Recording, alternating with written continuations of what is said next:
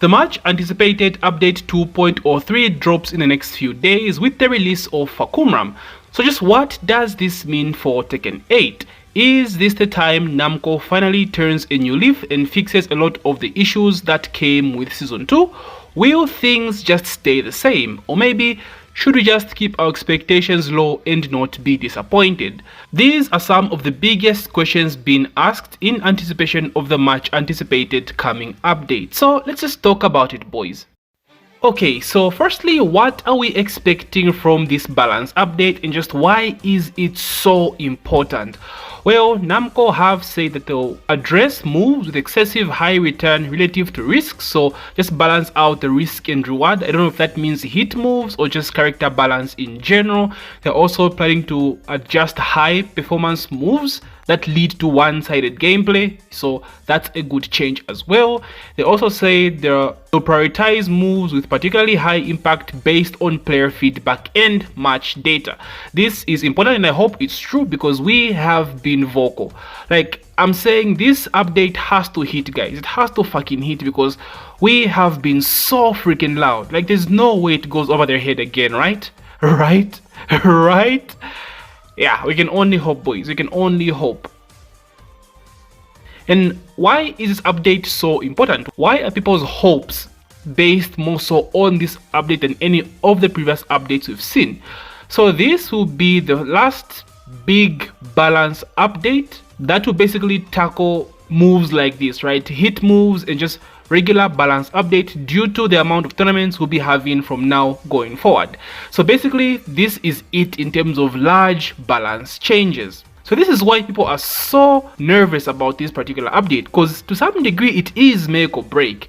Like, we don't know when we'll get the next huge balance update. We don't know if it will come with the next new character, maybe even season 3, maybe even next year. Like, who knows at this point? My take is maybe somewhere after TWT finals, bro, because for them to say something like this after just throwing out like what, 2 updates that were not even major. They made some good changes, but like it was nearly not enough. So for them to say something like this, it makes me kind of worried, not gonna lie. So in terms of what they're targeting for this update, it's pretty nice, right? We want a balanced update. We want reduced hit bullshit, right? Basically nerf plus frames, 50-50 situations, one-sided gameplay like they've stated is what we don't want in this game. So they know what the issue is. The problem with Namco has always been execution. We just hope they hit the right note. So that's why this update has to hit hard, because we don't know when else we'll be seeing another major balance update. We also know that they are nerfing rage arts as well. This should have been a change we got early into season 1. I don't know why it's taken them this long, but at least they're solving the issue. So rage arts should be more punishable. Now this next point is why people are also worried about this balance update. So buffs for select characters within range that does not significantly impact overall balance, battle balance. Now they've said it won't really affect the battle balance, but just the word buffs scares the shit out of me because of what these guys did in season 2. So like, I don't know what you're buffing, but buffs are the last thing we need right now. We do not need buffs, and this applies to you, Lee Mains. I don't even know why the fuck Lee Mains said this character is weak, because Lee is still fucking good. Same applies to Devojin. I don't know why we actually are seeing the word buff on these notes. We do not need any buffs. This is the last thing we need. I blame the Lee players, man. I blame the Lee players, bro. Like, they were so freaking vocal about their character. Like, in the state the game is in right now, you complain about your character being weak, and the character is not even weak by a long shot. So this scared a lot of people. This scares me as well. But they are saying it won't affect the overall battle balance, but like, it's Namco, man. Can we take their word for it? Like, do they know what they're actually doing this time around? All we can do is wait and see. So with this update, there is not all that much hype. People are still afraid of this balance update. People have their hopes on this balance update, and I do too as well. I want the update to be good. I want the update to change the game for the better and not leave it in this current state. There's so much damage control needed to be done for season 2 to get back to a good spot. We're speaking about how everyone just wants to revert the update back to season 1, but like that's impossible. They've spent so much money on new animations, so much resources, so that will not happen. So what will follow is nothing but damage control. So if this update does not hit, what does this mean for Tekken 8? Is the game cooked? I don't think it is. I think Tekken 8 or Tekken in general has a dedicated player base, dedicated fan base. Like I said in my last video, my previous videos, Tekken is Tekken. There is no other game like Tekken. People are talking about VF6, but like boys, I'm telling you right now, there's just nothing like Tekken. There is nothing like this game. There's a reason why it's dominated the 3D space for such a long time. It's just that unique. And yes, even Tekken 8. So the game won't be done. The numbers might slowly dwindle as we go down, but it won't die, right? It won't die because Tekken at the end of the day is still Tekken. So people crying for the game to die, yeah bro, that is not happening. People will still play this game as long as people like TMM are playing this game, very influential. People will still play this game, right? As long as tournaments are ongoing, TWT is still ongoing. We see Ni, we see Aslan, the game will still live. Now that doesn't mean everyone will still play the game. Like I said, numbers will dwindle, numbers will go down, and this has been proven. Like where we are so far, people like Mirio, guys. Mirio dropped the game. To so sad seeing him quit the game on stream. Mrs. Playstaff, who I believe is his wife or girlfriend. Sorry if I'm mistaken, either one of the two.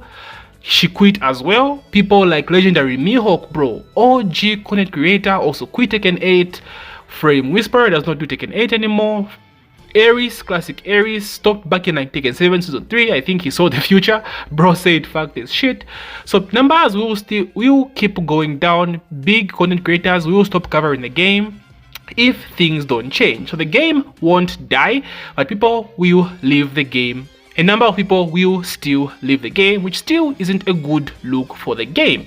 So yeah, this update should really hit the right notes. I don't think Namco can fuck this up right now. Honestly, they have all the feedback in the world.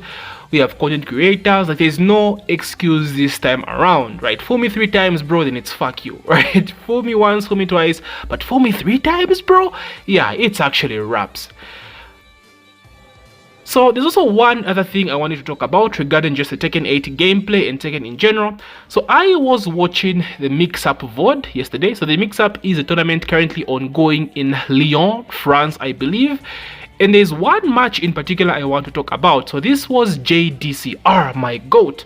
Ni and Aslan is everyone's GOAT, but JD, man, forever my GOAT. This man inspired me in terms of movement. I still think he's the best pro player in the game when it comes to just movement in general, man. This man is a god, and watching this JD was like watching old school classic JD, bro. This match was insane, so I suggest you check it out. JDCR versus Raef, Jin versus Drag. Like, this match was so fucking good, and I mean like Tekken 7 Ni versus JDCR good, guys. It was so freaking good. So this got me thinking, right? Like, why is it that some matches in Tekken just feel very scrubby when you're watching them, right? Boom, hit smash, boom, close you down back 1+2. But then other matches just feel very, very authentic, like very Tekken-ish, bro, like very Tekken. And this match, JD versus Raef at the Mix-Up, was very Tekken, bro.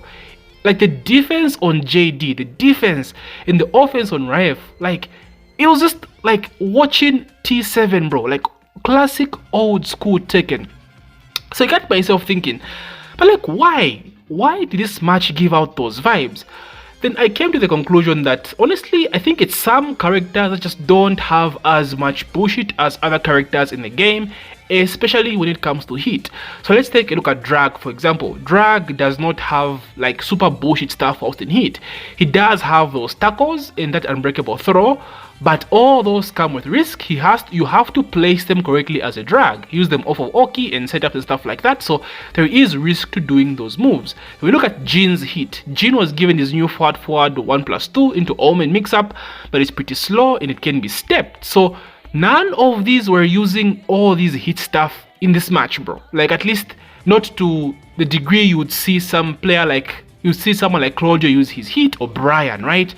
So with that, it made the match look very raw in terms of like just like Tekken, poking, defense. Like it was so good.